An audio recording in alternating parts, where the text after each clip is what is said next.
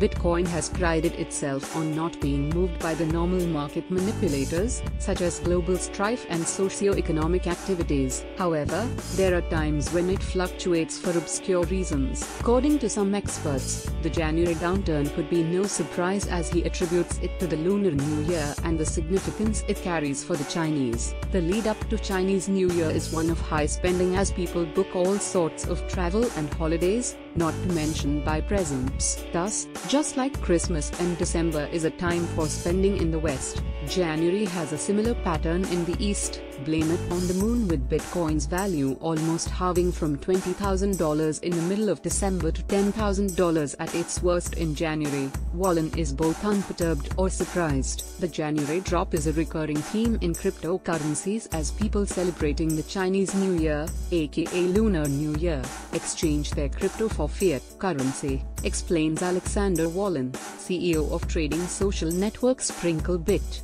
As quoted by Bloomberg, the timing is about 4 to 6 weeks before the Lunar Year, when most people make their travel arrangements and start buying presents. He added, the holiday takes place on February 16. However, the build-up is where people start to spend their money, and with the Chinese population heavily vested in Bitcoin, it has a huge role to play on the movement of the market. The thoughts are that people have been taking their profits into the build-up of the new year, turning their Bitcoin into fiat currency to use for gift buying. Strange effects. Bitcoin is steadfast in the face of other market influences, the likes that are seen to disturb the traditional stock market, etc. But this theory, if it is to be believed, highlights the way in which Bitcoin moves separately from other assets. In August, when tensions between Donald Trump and Kim Jong-un were reaching a fever pitch, the entire global market fell by an average of 1%. However, Bitcoin was one of the only assets to report growth during that period,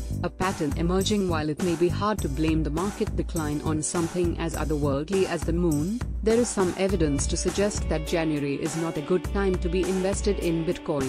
Early 2015, early 2016, early 2017, early 2018, there are not too many patterns that have emerged in Bitcoin's price graph over its short lifespan. However, there does seem to be some sort of correlation between this time of year. What is at least pleasing, if there is a pattern, is that a big rally often follows the